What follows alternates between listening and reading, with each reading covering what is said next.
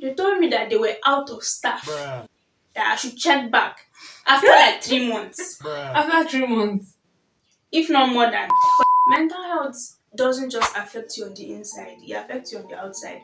Mental health affects your personal life, it affects how you function, it affects how you relate to other people, it affects what you do as a person, it affects what you become as a person. Your mental health shapes you. Introduce yourself. My name is Radia. What makes you competent to talk about mental health? Things first, I'm a medical student. Shit. I have my own mental health struggles, and I've been around people that have had their own mental health struggles. So I have some sort of experience on it. Okay. So what are some of the most common mental health issues you think you'd deal with? Well, obviously we have depression. Depression is like very common. There's anxiety. Although I feel like anxiety is connected to depression and sometimes connected to some other mental health issues. We have bipolar disorder. We have schizophrenia. We have multiple personality disorder (MPD), and we have several I others. also heard that OCD is a mental disorder. Yes, Is that OCD true? is actually a mental health disorder. I feel like people throw that word around like I have OCD, I have OCD, not knowing what Yes, it means. actually, OCD means obsessive compulsive disorders. So, aside the fact of OCD having to do with someone that cleans a lot and all of that, OCD also means when you have thoughts that don't really allow you to function as you should. When you have recurring thoughts and they are obsessive because they are not like staring in the right direction. Maybe you have thoughts of, oh, walk in front of that car. Or why don't you cross the road when there's heavy traffic? Why don't you slit your wrist? So OCD, OCD. yes, it comprises of a lot. It's not just about, oh, someone likes cleanliness, she's always cleaning. No. OCD is actually a mental attitude that comprises of a lot. And I just feel like it's ignorance that make people say it. When they think there's someone that don't like that, they just say, oh, I have OCD, oh, I have OCD. But it's not something that should be thrown around because that's not the only symptom, or should I say sign, of OCD. So what do you think causes let me talk about depression because depression is very common. What causes depression? Well, it depends on, I feel like it depends on individual really. It depends on your personal life trials. It depends on your personal struggles. Yeah. But from what I know, depression comes about when like you have found yourself in a position where you are so lost in your head. Like nothing matters to you. Nothing matters to you. It's just like you are in your head, like you are a living person, but you are not really functioning as you should because you are more in your head than out of your head. I don't know if that makes sense. You are more in your thoughts than out of your thoughts. So depression, it can come from anything. Maybe you've had a bad past. Like maybe you've had several heartbreaks. Maybe you've had countless failed relationships. Maybe you've Childhood lost your parents. experiences. Maybe you've had trauma. Maybe you've been abused, sexually abused, emotionally abused, physically abused. Like anything that will cause you to start thinking a lot and thinking a lot. You don't talk to others and you just keep keeping these thoughts to yourself. Eventually, the thoughts they begin to build up and they become like a strong force in your head, and then they begin to affect you, they begin to affect your function as a person. So depression actually does not have a specific, oh, this is what causes depression. Any form of untreated trauma, it's bad depression. Okay. Do you think the causes of depression is also the cause of other mental health issues? Yes, because one thing I know is that mental health issues are actually related. Okay. Because anxiety, most times anxiety doesn't stand alone. Anxiety, when you look at some mental health disorders, you see that one of the signs It's is usually anxiety. anxiety. Yeah. When you look at some mental health problems, one of the signs is usually depression. Because True. mental health issues, they work hand in hand. And if you check it, some of like their symptoms are similar. So sometimes you can think it's one mental health problem and Or then it it's could be another. It's another just one. maybe a certain thing that separates this mental health disorder from that mental disorder. Yes. I'm not a professional. Everything I'm saying is just from what I've seen from my experience. So what are some of the signs for you to know that this person has mental health issues or this person should be more cautious? I think one, should I say, like all the signs like are key, but I think probably in most cases the first thing you notice is withdrawal, isolation from others. The person wants to be on their own. They don't want to do things with other What people. if the person is a quiet person? I feel like that would be Yes. hard to Yes, if the person is a quiet person, it might be hard.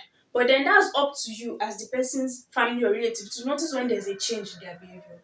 Just because someone is a quiet person does not mean the person doesn't come out. Even if the person is an introvert, does not mean the person doesn't come at certain times, doesn't do certain things with people, their family members. But when you notice that it's becoming too much, the isolation is becoming too much, then you should start thinking that there's probably something something wrong. wrong. There's something on this person's mind, and they feel like I want to be alone.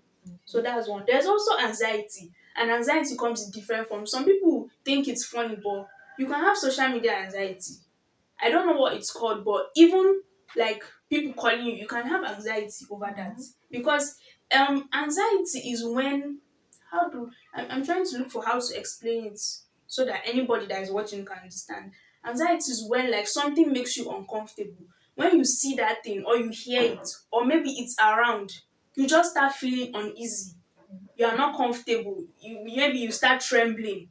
You become scared. You are fearful. So that's kind of like what anxiety is To about. bring up something when it Mm, comes to anxiety. mm. What's the difference between someone having anxiety and Mm. someone being shy or an introvert? I feel like they are kind of Mm, interchangeable. yes, Is there they're a actually difference? interchangeable. I think there's a difference because not all shy people are anxious. Some people are just shy because stage fright. But in a way, it's also interchangeable because their stage fright can come from anxiety. They are anxious to stand in front of a crowd. So that's why I say like there's no most things in life and in our body, like as humans, we are complex. So us being complex means that the unit that like the things in our body, they don't work independently.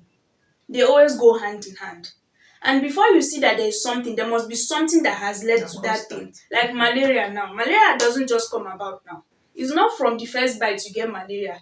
It's not every time a mosquito bites you, you get malaria. It has to be a mosquito that is carrying that malaria Parasite. parasites biting you before you can get the malaria. So it's just like that. It's actually some people might be shy because they just don't like people. They don't like relating with people. But when you get to talk to them, you see that they're actually confident. They just don't True. like talking. True. So it's not always anxiety, but for some people, it's there's also anxiety in it because they are like, oh, how will people see me when I talk? Will people judge me? How will people feel about me? So in some ways, not in all cases, in some ways, I believe it's interchangeable. The another thing is you notice that the things they like to do, they stop doing them. They don't really have that interest. Maybe she likes reading, she doesn't read anymore. Sometimes overeating is also a sign Okay. because the thing is when you're having a mental health problem, even if you're not talking to people, you are looking for ways to like help yourself. Like it's kind For of you to stop subconscious thinking to about stop thinking what you're going anything through. that would distract you. For some people, it's overeating. For some people, it's sleeping, like just to move away from that reality. They don't want to think about it. The thing is that when it comes to mental health issues, the signs are always small. Like they always seems Little like things. things that you can overlook. But there are things that definitely at some point in time, maybe when you eventually find out, you realize that I saw this thing when someone is saying the signs, they seem like small thing like let's say now somebody like this ASU strike that we're on. A child is just eating. So you think that maybe because the Because she's person at on home. strike. But maybe if sometimes then you see that so it's just like let's just try to have more conversations with people so Okay. that when you notice there's a change, just try to talk to them so that maybe you can help them on time and it doesn't like become something Like else. genuinely asking people, how are you doing today? And Yes, be interested to know their yes, answer, not exactly. just That's one thing. fine. That's one mistake a lot of people make. They make it in real life, they make it on social media. They ask people, how are you? Like, don't ask someone how they are doing if you know you're not ready to talk to them. Because sometimes you don't know what someone is going through, and they're just waiting for one person to ask them, like, what's wrong with you? Maybe you now happen to be that person, and instead of now listening to them and making them feel like, oh, I genuinely care about whatever it is they are going through, you now make them feel bad and you don't know how, but then because of that they don't want to open up to others. They don't want to talk to more people because then they feel like anytime I want to try to talk to someone, after all nobody listens to me, so what's the point of talking to people? So you have to be it's hard, but sometimes we have to be intentional, especially with the kind of world we are in now. If you feel like something is wrong with someone, before you walk up to that person, be sure that you are ready to listen. So, do you think the upbringing of a child influence their ability to have mental health issues? Well, like I always say, there's never really a rule, or there's It's never not a really a blanket, definite, it's not a black, nothing is blanket ever black statement. and white. There are always gray areas. It's never really, this is what you will do and it will work. This is what you won't do and it will work. Anything can happen, things can go wrong. In some cases, upbringing matters because people that get raised in like abusive homes where the father beats the mother, the father abuses them, the uncle abuses them, or maybe the mother is the abuser. The father and the mother, they are always fighting. Maybe the parents do drugs. Maybe the parents neglect them. They have the tendencies of having mental health issues. Yes, I agree with that. But then you still see some people that, in spite of the good upbringing, Loving homes, loving homes, like father and mother, no problem, they always take care of them, they still have mental health issues. Which goes to show that it's not always about, like, we can only try as human beings, especially let me say especially our as parents, parents. our guardians, we can only try. There's not there's not much you can do when the child starts to grow, except to pray for the child and to talk to the child. Because the child is going into the world, the child will go to school, the child will meet people, the child will face things. At the point where the child start talking, the child start walking, your ability to help that child is already getting reduced because the child is already reaching the stage where they'll start making Making their decisions own themselves, decisions. where they'll start doing things themselves. So as a parent, you can only try. Your confidence as a person matters. Because I feel like if you look at it, a lot of people that have maybe let me say depression now. Depression is usually is caused by other people. Mm. I'm not saying it's always caused by other people. But it can be something someone said. It can be something someone did to you. But when you have that self confidence, that self assuredness, when you don't let things get Get to to you, you. it's hard Important. for you to Very find important. yourself in that position. So I think as much as praying and trying to help, one thing everybody, maybe even to your friends, to your children, your parents, whoever Especially it is, children. especially children that Start are coming training up, them to be train them to be confident. confident. Train them to open up to you, train them to talk to you, let them see you as their confidant. So that even if it's the smallest of things, they tell you, ah mommy, this boy beats me. They tell you so that you will know the appropriate thing to tell that child. So that from small the child is already building confidence. So by the time the child is becoming a teenager, becoming an adult, the child has reached a level where not much bothers the child. Someone cannot just say something and then the child will Doesn't bother start them. crying, the child will be taking it to heart. It's when your self-confidence, your self-esteem is beaten down. That's when what other Things people get to do you. can get to you. But when Okay. you're at a point where you're confident in yourself and you feel like there are people you can talk to, you have people that no matter what it is you can talk to, and family. Family matters the most in this because it's family that at the end of the day will still stand by you. Family doesn't always have to be by blood. One thing that plays an important role is your self-confidence, your self-esteem, your self-assuredness as a person. So it can also help so that good upbringing, because there are people that have come from abusive homes now. There are people that have been abused and they are still not having They're any of this. still They are okay. living life and they are doing well. So I feel like that matters a lot. So generally, we know that Nigerian parents, or should I say African parents, are not so welcoming to the idea of their child having mental health issues. Like you go and meet your parent, like I'm having mental health issues. The first thing they'll tell you to do is to pray. Go and pray. Go and read your Quran. Let's go to the mosque. That's just the normal thing. No parents want to admit their children have mental health issues. Like God forbid you never have health Yes. issues. So what do you think we can do as youth to encourage our parents or to enlighten our parents? How can they be more welcoming of the idea? And they should not see mental health issues as the end or their child is crazy. What do you think about Well, that? I think the genesis of all this is when our parents were growing up. These issues were there, but They I were feel not like they were not identified though. identified. Yeah. They were not addressed. They were just allowed to just grow. And it became anybody that has a mental health issue, someone that is mad, or someone that is on the verge of running mad. So I think because you read books and we learn about when we read history, we learn about people in the past, we learn about politicians and all of that that had one mental health issue or the problem. But if you really check it, there was not enough then to detect it. And I feel like if you look at it and you say people that had mental health issues they ran mad, it's because it had built up. There was a build up of a lot of things. It kept building up, it kept building up, kept building up. There was no cure, there was no help, there was nobody to talk to, and they ran mad. Do you think madness just happens like, oh, one switch just goes on or go off and then you run mad? No. It's a series of events that lead to madness. So our parents having that view, that opinion, that mindset, I feel like that's where it comes from. When they were growing up, it wasn't addressed enough, it wasn't talked about. So that's why they still have that mindset now in relating to their children. They still have that thought that if you say you're having mental issue, oh, you're going to run mad, you're a mad person, you're crazy. Because of that, because of the way they were brought up, there's this stigma that comes with saying you have mental health because most people that like the way they see it, most people that have mental issues are people that are running mad or people that have run mad. So they feel like, how people feel if they hear that my child has this, my child has that, it means my child is running mad or my child is a crazy person, that kind of thing. So there's that stigma, and it didn't just start. It's like a long, yes, it is a deep rooted kind of stigma. So I think if we want to look at how we can help, If parents are watching this, what should they know? How should they help their children?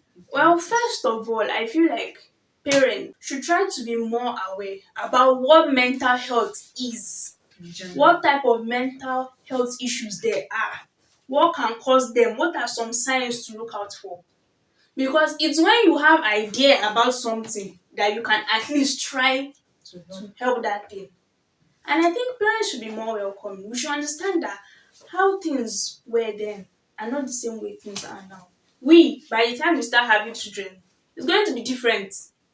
Everything is going to be different. It's not going to be the same. And the way our children will grow is going to be, they will grow even more rapidly. Just the way we grew more rapidly than our parents. So that's exactly how it is.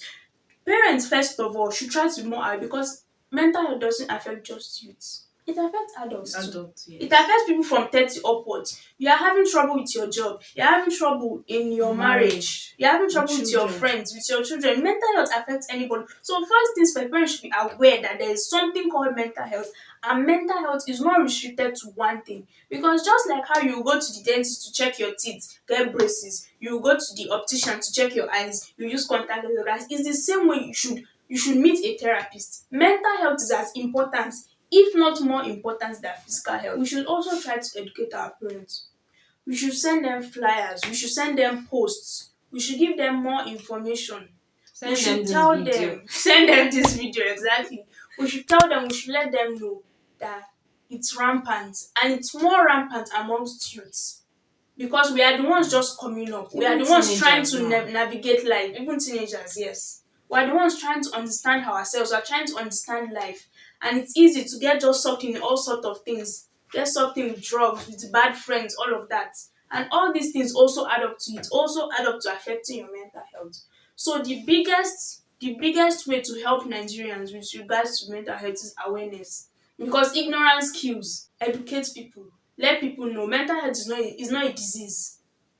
Well, it's not a disease. It's an illness. Maybe you can call it an illness. I don't know. But it's not There it's should not not be a a stigma. life-threatening There disease. should not be a stigma. Like exactly. It could be a life-threatening disease when it has been unattended to for a long time. But once you start seeing the signs, try to get help. I know it's easier said than done. It's hard. There was one time, let me do a quick story time. There was one time I was going through something, I was feeling so bad. I didn't know who to talk to. And then I found a mental health page on Instagram and I said, okay, maybe these people will help me. They will refer me to someone I can talk to. And then I messaged them and I told them blah blah blah blah. And they said I should take a test to determine what the problem was, the exact issue I had. So when I took said test, I had severe depression and severe anxiety. Then I sent the message to them. And do you know what these people told me? They told me that they were out of staff, that I should check back after like 3 months, After 3 months. if not more than, because I don't remember exactly. And when I was telling this to a friend, I said, what if at that point in time, I was standing on Very a critical. bridge. I was standing on a bridge and I was about to jump, but then I had a second thought. I said, I don't want to do this. Maybe I can find help. Then I messaged them and they told me that, what's the next thing that Why is I'll their jump? page active? Why can't they wait till they have enough If staff? yes, to help? exactly. because you expect, and Or I even understand, redirect you to another to another, professional, another exactly, because center. I understand that maybe they are busy, but that's not how to handle it, because you don't know the situation the person is in at the point when the person is helping, is asking you for help. I think we will leave a link to the test she's talking about in the description box, just so you can identify if you feel you have any mental health issue, so you can identify whatever issue you have. Yes, I had help from my parents, I had help from my family, and I feel if I didn't have that support, it might have been harder. And that's why I said family isn't restricted to just people that you share blood with. Definitely, in my case, I had my family members, my immediate family members, the ones I share blood with them. But I wasn't at home. Like when it got to the like when it was at the worst point, I wasn't at home. But I had another family there that together with my real family were helping me and made it easier. And I had friends that God had sent, and I'm so blessed to have those friends that were also there to because the thing you have to realize with mental health is you can only try. You cannot definitely do something. You can only try, because at the end of the day, it depends on the person. If the person start feeling like, oh, I want to be better, they start feeling like I deserve happiness, then that's when they can be happy. You can only try. So So now let's talk about gender. Is it more attributable to a particular gender, or is not? It's just relative. Because I know it's tough for guys, because guys are mostly taught to be tough. Do you think it's just that guys don't talk about it as much as female does, or it's not very rampant with guys? I can't say who, I don't even feel like it's more for this person than Or this the other person. way? Because the thing is, as you said with men, just for the singular fact that men are the head of the family, men are the providers, people expect that men shouldn't have problems. People expect that men should be strong, because it's only when you're strong that you can take care of Your family. yourself and other people.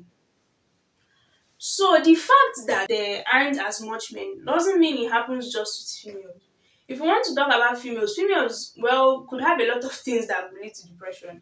Because I think some people self, when they are menstruating, they can go into a bout of depression, because when you're menstruating, all the hormones, all the hormonal releases and all of that. Even some people, when they give birth, after giving birth, they have Yeah, postpartum depression. that one is very common. And we know of a lot of cases of women being sexual abuse survivors. So we know of cases of women that get beaten by their husbands and all of that. So usually we know of stories like this with regards to the females. But the thing there is, no suffering is gender restricted. No form of trouble or trauma is gender restricted. A lot of men have dealt with a lot of things. A lot of men have been abused.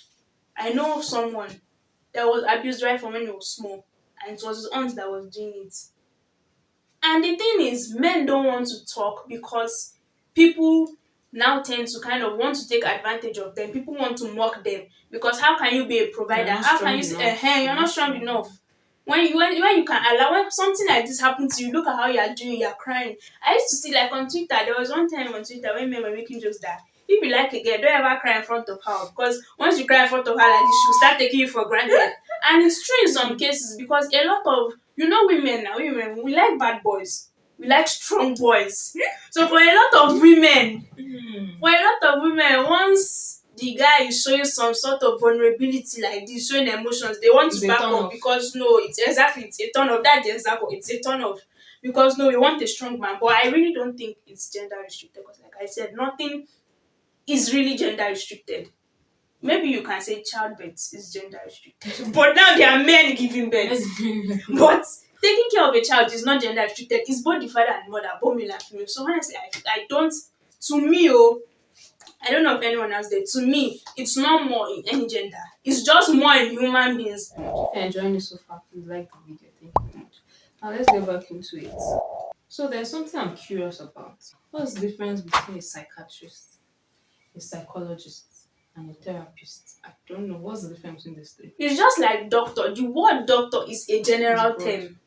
Therapist is also, because there are therapists that deal with marriages. There are therapists that deal with mental health Life issues. coach. There are therapists that, as you said, life coach. There are therapists that their own is with children. There are like there are different types of therapists. So I feel like for me, from my blank understanding, I feel like they are kind of pretty much the same people. A psychologist, though, might mostly deal with mentally retarded people. But the thing is, the type of therapist that deals with mental health issues is called a psychotherapist. So So you it's see, related. yeah, so they're It's related. So related. it's not just a therapist, it's a psychotherapist. That's the one that specifically deals with mental health issues. So that's really all I So can say. psychiatry is like mad people.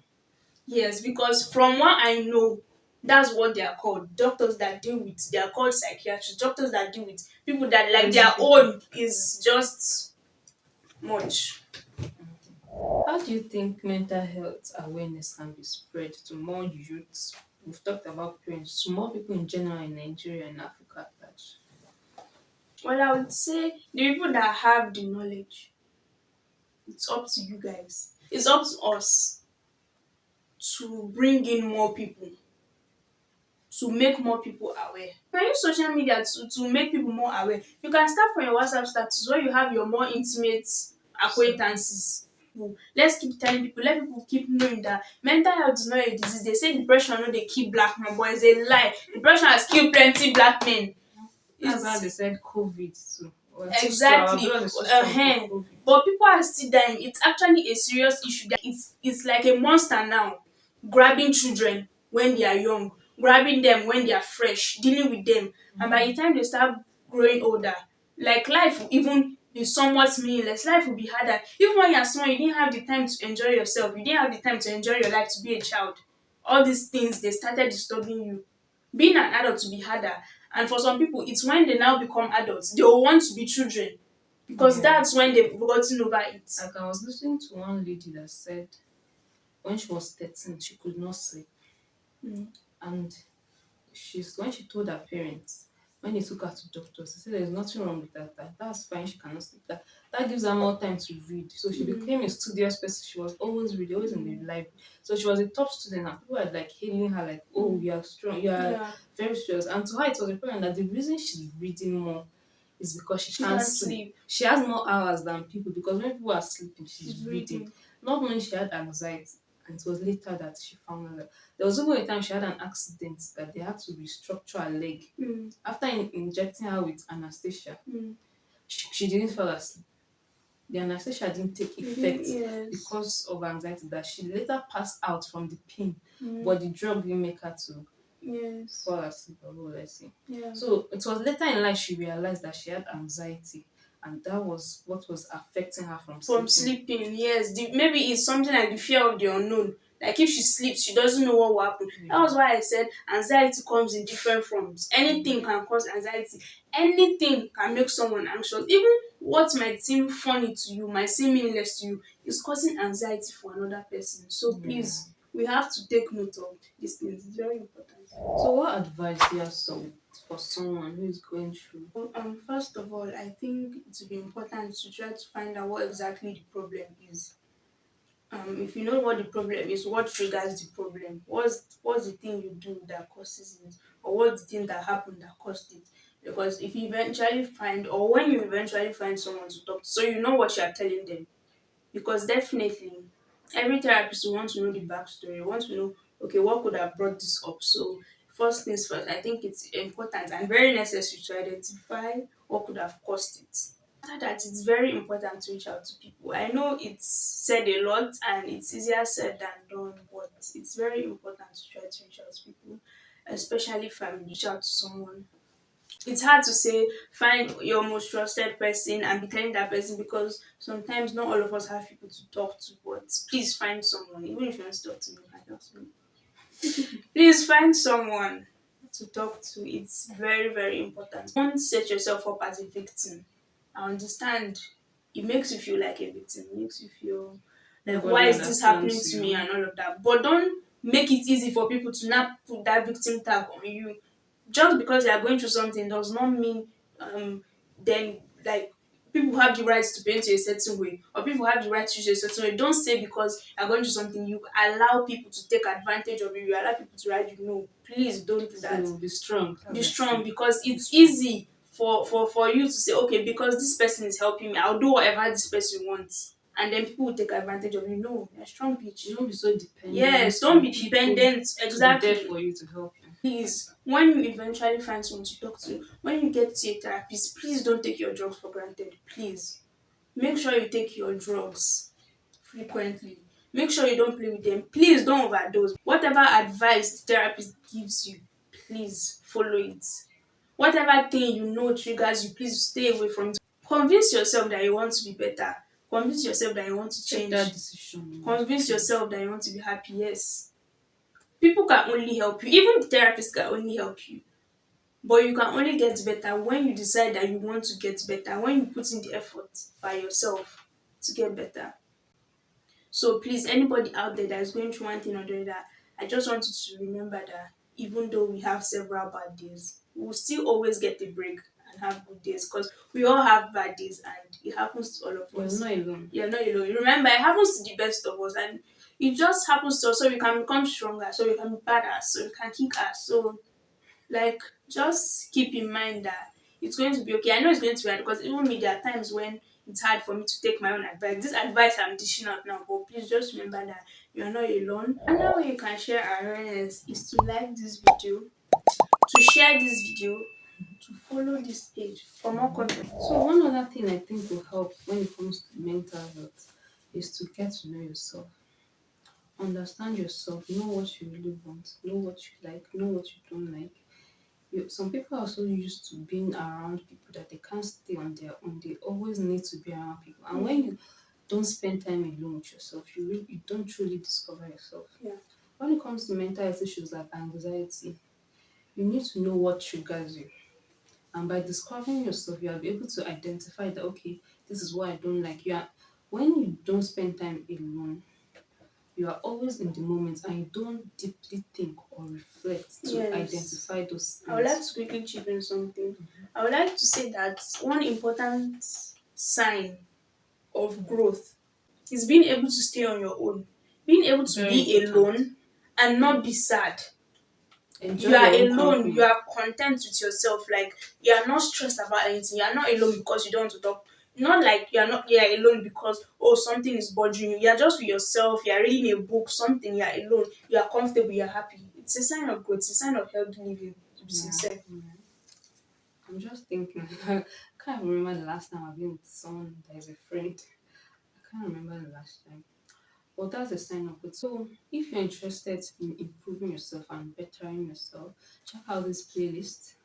It's going to have a series of videos that are going to help you start your self-improvement journey and get better. Yes. Thank you so much for accepting my invite. Thank you for inviting me. It was a pleasure. I am very happy that I've been able to enlighten people.